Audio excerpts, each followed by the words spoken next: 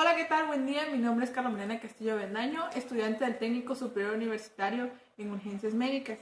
El día de hoy vamos a hablar en el siguiente video sobre los fármacos utilizados en la reanimación. Esto de la materia de soporte vital en medicina prehospitalaria del docente Luis Martínez Martínez. Ahora vamos a hablar sobre los antecedentes del RCP. Nos dicen que hay bases que nos dicen que la RCP apareció alrededor del siglo XVIII. Hay técnicas que también se han manejado y que dicen estudios que han estado presentes hasta en la Biblia sobre maniobras de reanimación.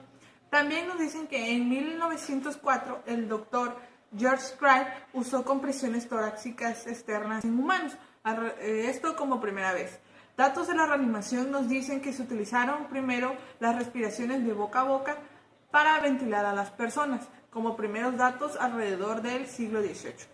Ya fue hasta entonces que hasta alrededor de 1960 a 1966, la Academia de Ciencias de Estados Unidos hizo una primera conferencia acerca de la reanimación cardiopulmonar.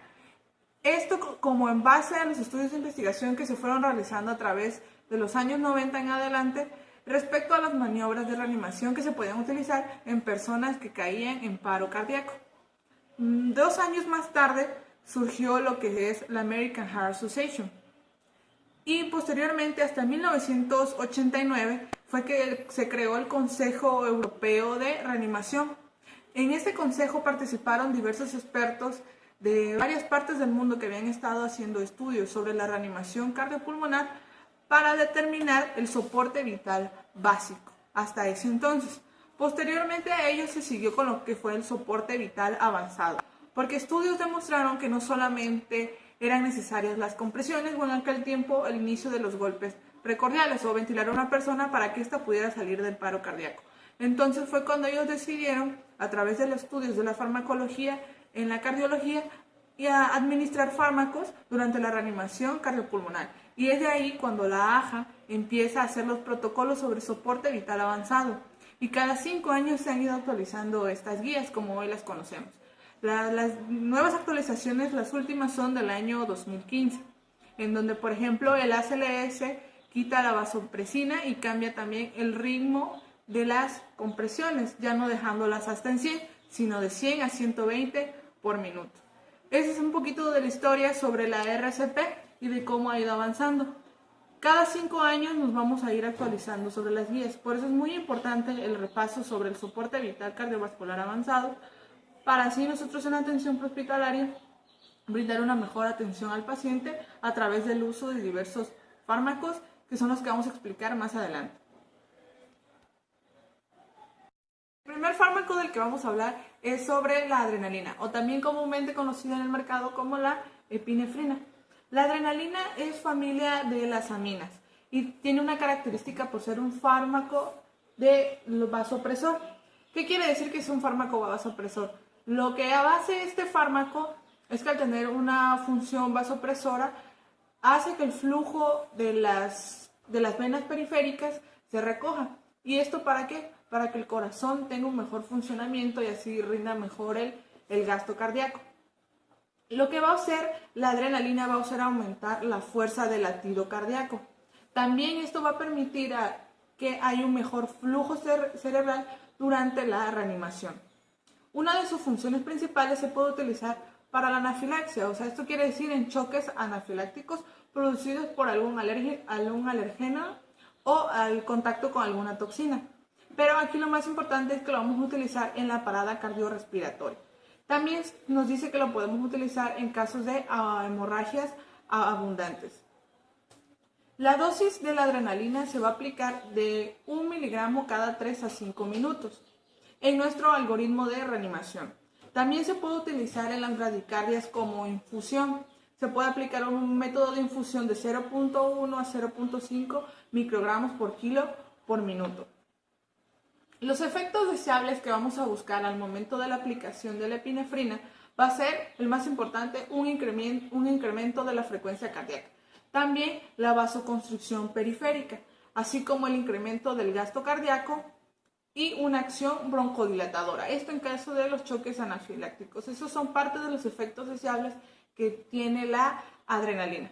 Los efectos adversos que pueden presentarse son isquemia cardíaca, disminución miocárdica tras el periodo de reanimación, ruptura aórtica y retención de la orina. Estos son efectos que se pueden presentar post periodo de aplicación de la epinefrina.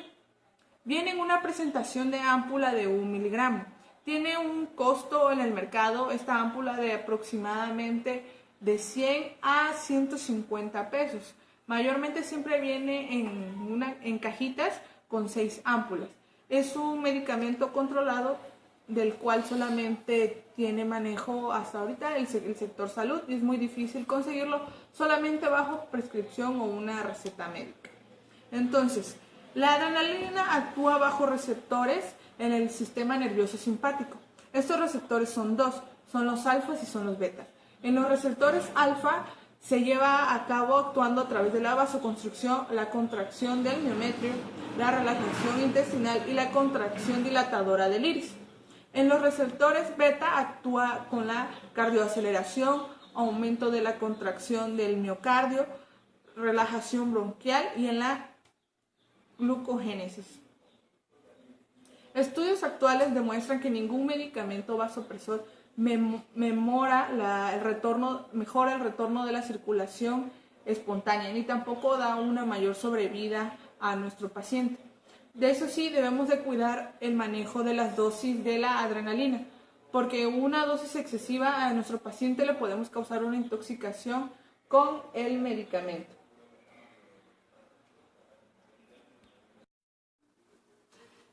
Ahora vamos a hablar del otro fármaco que es la amiodarona. La amiodarona es un fármaco antiarrítmico de tercera clase, pero también se dice que posee características de otras clases de medicamentos antiarrítmicos. Lo que hace la amiodarona al ser un fármaco muy complejo es que tiene efectos sobre los canales de sodio y de potasio y calcio, así como propiedades de beta bloqueadores, alfa y adrenérgicos. La función de la amiodarona es que actúa directamente sobre el miocardio y al actuar directamente sobre el miocardio retrasa la repolarización y así aumentando la potencia de acción. Este retraso se debe a una inhibición de los flujos de potasio que tienen lugar en los potenciales de acción 2 y 3. Entonces, esto se traduce en un aumento en el periodo refractario efectivo en todos los tejidos cardíacos, como son las aurículas, los ventrículos, el sistema de His, de Purkinje, los nodos AB. Entonces, la amiodarona bloquea los canales de sodio a frecuencias de estimulación rápida y así ejerce una acción antisimpática no competitiva. La dosis de amiodarona que se utiliza en el algoritmo de reanimación es de 300 miligramos. Esa dosis la vamos a aplicar cuando nuestra fibrilación ventricular o nuestra taquicardia ventricular se vuelven refractarias, según nuestro algoritmo de reanimación avanzado. Posteriormente a ello tenemos una segunda dosis que es de 150 miligramos.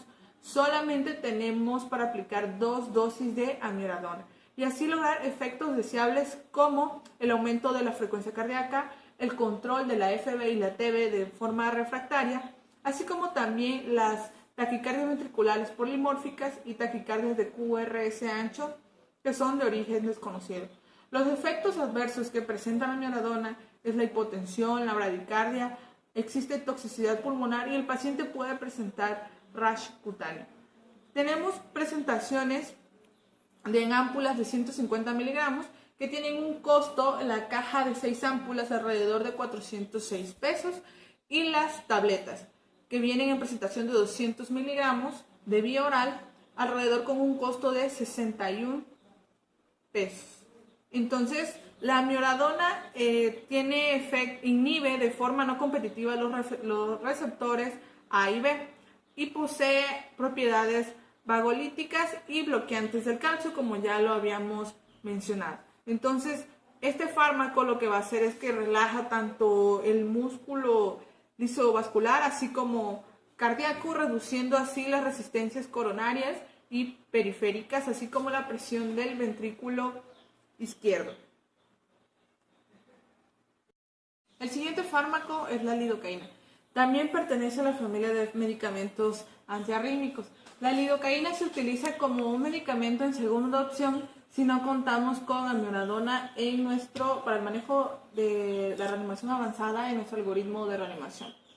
Entonces, la lidocaína vamos a utilizarla cuando la TB y la FB pueden ser refractarias, aunque estudios demuestran que puede ser más eficaz en el manejo del infarto agudo al miocardio. Pero entonces también vamos a utilizarlas en la FB y la TB refractaria. Entonces nos dice que lo que tiene la lidocaína es que suprime la automaticidad del tejido de conducción del corazón. Esto sí, aumentando el umbral de estimulación eléctrica de los ventrículos y del sistema de Purkinje, y así la despolarización espontánea de los ventrículos durante la diástole. Se clasifica como un antiarrítmico IV. En este mismo grupo donde se incluyen también la mexiletina y la tocainina y la fenitoína. La lidocaína viene en una presentación de una ámpula del 2% de 50 miligramos. Esta comúnmente también, la lidocaína es utilizada como anestésico local. Tiene un costo alrededor de 64 pesos la ampolleta. Entonces, la administración de la lidocaína se debe de hacer en bolos, pero también se debe de pasar alrededor de intervalos de 5 a 10 minutos. La dosis de lidocaína va de 1 miligramo a 1.5 miligramos, puede ser por acceso IV o también por acceso IO, que es un acceso intraóseo. Y después la segunda dosis podemos continuarla de 0.5 a 0.75 miligramos por kilogramo de peso, y también la vamos a administrar en intervalos de 5 a 10 minutos. Tenemos una dosis máxima de lidocaína de 3 miligramos por kilogramo de peso para administrar. Entonces, la lidocaína bloquea la permeabilidad de la membrana neuronal a los iones de sodio, lo que propicia la inhibición de la despolarización y el bloqueo de la conducción. Los efectos que vamos a tener gracias a la lidocaína van a ser las alteraciones de la conciencia, puede presentar disartria en nuestro paciente, contracciones musculares, y si excedemos de las dosis, nuestro paciente puede presentar bradicardia. La lidocaína se puede administrar por vía tópica, por vía oral y también por vía intravenosa, que es la que vamos a utilizar en el algoritmo de reanimación. A pesar de que la lidocaína está indicada para el tratamiento de algunas arritmias cardíacas, algunas veces puede empeorar otras. Esto sobre todo siempre al excedernos de las dosis. Entonces, la lidocaína aumenta la probabilidad de desarrollar un bloqueo AV por completo en pacientes con grados severos de bloqueo AV o de bloqueo cardíaco intraventricular, como la bradicardia sinusal. Entonces debemos evitarla en estos pacientes que presentan algún tipo de bradicardia sinusal. El medicamento que sigue es el sulfato de magnesio, que es un anticonvulsionante y un antiarrítmico. El sulfato de magnesio actúa como un agonista de la bomba de calcio y de potasio. También el sulfato de magnesio tiene varios efectos electrofisiológicos, incluido de ellos la supresión de los canales de receptores de calcio, tipo L y tipo T auriculares, así como las despolarizaciones ventriculares. También fisiológicamente actúa en la bomba de sodio y de potasio de las membranas de las células musculares. También deprime el sistema nervioso central al inhibir la liberación de la acetilcolina y bloquear la transmisión neuromuscular periférica. También el sulfato de magnesio está indicado en deficiencia de magnesio, cuando hay deficiencia de magnesio más que nada, convulsiones, toxemias severas, preeclampsia y eclampsia del embarazo, así como también las arritmias cardíacas severas, que son las que en este caso nos importan. El sulfato de magnesio solamente está indicado en el algoritmo de paro cuando ocurren las torsadas de Points. Y bueno, ¿qué son las torsadas de Points? Las torsadas de Points son un tipo de taquiarritmias ventriculares que son potencialmente amenazantes para la vida de nuestro paciente y que aparecen típicamente en presencia del intervalo QT prolongado. Entonces, es ocasionado por una disfunción de los canales iónicos presente a nivel de la membrana celular. Estos son las torsadas de Points, donde solamente vamos a administrar nuestro sulfato de magnesio. Viene en presentación de una ámpula. Cada ámpula viene de 1 gramo con 10 miligramos y tiene un costo aproximadamente de 11 pesos cada ámpula, pero normalmente vienen presentaciones de 4 a 6 ámpulas en una caja. Entonces, para las tostadas de Punch vamos a administrar una dosis de 1 a 2 gramos. Esto diluido en 10 mililitros de solución de dextroxa al 5% o solución fisiológica administrado en bol. El bolo lo vamos a pasar de 5 a 20 minutos. Puede tener efectos como son náuseas, vómitos, debilidad, hipotensión y depresión respiratoria si excedemos de las dosis. Entonces, el sulfato de magnesio, entonces lo vamos a terminar clasificando como un agonista de la bomba de sodio y de potasio. Entonces, su mecanismo de acción va a ser que al momento de deprimir el sistema nervioso central, hay una reproducción y liberación de la acetilcolina a nivel neuromuscular. Así va a ser el uso del sulfato de magnesio. El sulfato de magnesio no se recomienda para una administración profiláctica rutinaria del infarto agudo al miocardio. Ahí no está recomendando, solamente para el manejo de las torsadas de Punch en las taquiarritmias. El medicamento que vamos a hablar es la adenosina, aunque no precisamente pertenece a nuestro algoritmo de paro cardíaco, pero sí pertenece a nuestros algoritmos de las taquicardias ventriculares con pulso, que también es parte del manejo del soporte vital avanzado. Entonces, la adenosina es una purina endógena que deprime la actividad del nodo sinusal y del nodo auriculoventricular. Es el primer fármaco como elección en el manejo de las taquicardias supraventriculares. Las maniobras vagales y la adenosina siempre deben de ser nuestra primera opción para el manejo de las taquicardias ventriculares con pulso. Entonces, vamos a utilizar la adenosina en el manejo de las taquicardias supraventriculares con pulso, de que tengan un complejo estrecho estable, ya que resulta muy eficaz debido a que compromete la entrada del nodo AB. Entonces, también la adenosina lo que tiene es que activa receptores purínicos. Estos receptores son receptores de adenosina A1 y A2 de la superficie celular, produciendo así una relajación de la musculatura lisa por inhibición del flujo lento de entrada del calcio y la activación de la adeniciclasa, mediada por los receptores A2 de la misma adenosina en las células de la musculatura lisa. Farmacológicamente hablando, la adenosina es de corta duración porque es rápidamente metabolizada por la degradación enzimática en la sangre y por los tejidos periféricos. Por eso su tiempo medio de vida de la adenosina es de menor a 5 segundos. Nuestra dosis de adenosina que vamos a aplicar es de 6 miligramos. Esta dosis la vamos a aplicar en un tiempo alrededor de 1 a 3 segundos. Para la aplicación de la adenosina es muy importante limpiar nuestro medicamento. ¿Esto qué quiere decir? Que posteriormente, con ayuda de una llave de 3 vías, vamos a aplicar nuestra dosis de adenosina y posterior a ello, con un bolo de solución fisiológica de alrededor de 20 mililitros, vamos a limpiar nuestro medicamento para que sí logre llegar a todo el torrente sanguíneo y logre el efecto que deseamos. Entonces, si nosotros vamos posteriormente de 1 a 2 minutos después de administrar la adenosina, vamos a administrar nuestra segunda dosis. Esta segunda dosis va a ser el doble, que van a ser de 12 miligramos. También aplicándola de la misma forma para evitar que el tiempo medio de vida se disminuya.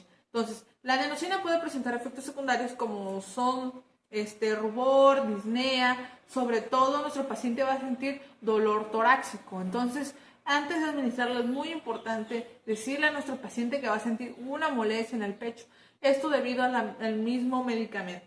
Estos son los síntomas que más se observan con frecuencia. Pero también hay documentados casos donde se puede observar estenosis de la arteria coronaria izquierda, así como también la hipovolemia, si no se corrige, y estenosis de la válvula aórtica. Vienen como solución inyectable en cada frasco, tiene una ámpula de alrededor de 6 miligramos, o sea, 2 mililitros. y tiene un costo aproximadamente de 200 a 300 pesos cada ámpula, y solamente se puede conseguir bajo receta médica o con manejo solo del sector salud. Entonces, cuando la adenosina se administra por vía intravenosa, hace más lenta la conducción a nivel del nodo auriculoventricular e interrumpe las taquicardias supraventriculares. Entonces, lo que va a hacer es la relajación del nodo AB, lo que va a hacer que disminuya nuestra frecuencia cardíaca en los diferentes tipos de taquicardia. La adenosina es muy importante tener en cuenta que no se debe de aplicar en los flúteres ni en las taquicardias auriculares, porque ningún fármaco que sea bloqueante del nodo AB debe de usarse tanto en los flúteres como en las fibrilaciones auriculares. Entonces, se deben de probar otros tratamientos que no sean bloqueantes del nodo AB. Algo muy importante es que la adenosina puede producir broncoespasmo. Por eso no se recomienda administrar en pacientes que son asmáticos o que tienen alguna enfermedad congénita a nivel pulmonar. El último fármaco del que vamos a hablar es la atropina. La atropina viene usada en nuestro algoritmo de las bradicardias con pulso. Entonces, la atropina nos dice que estimula nuestro sistema nervioso central y también después lo deprime. ¿Por qué? Porque tiene acciones antiespasmódicas sobre el músculo liso, lo que reduce así las secreciones, especialmente salivales y bronquiales. También esto puede reducir las transpiraciones. Y también deprime lo que es el nervio vago. Y al momento de deprimir el nervio vago, lo que hace es que aumenta nuestra frecuencia cardíaca, que es lo que nos importa en el manejo de las bradies. Entonces, la atropina es un fármaco antagonista muscarínico y también que puede ser extraído de la belladona. Es un antagonista competitivo del receptor muscarínico o de la acetilcolina, que contiene en su estructura química grupos entéricos y básicos en la misma proporción de la acetilcolina. Pero en lugar de tener un grupo acetílico, posee un grupo aromático voluminoso.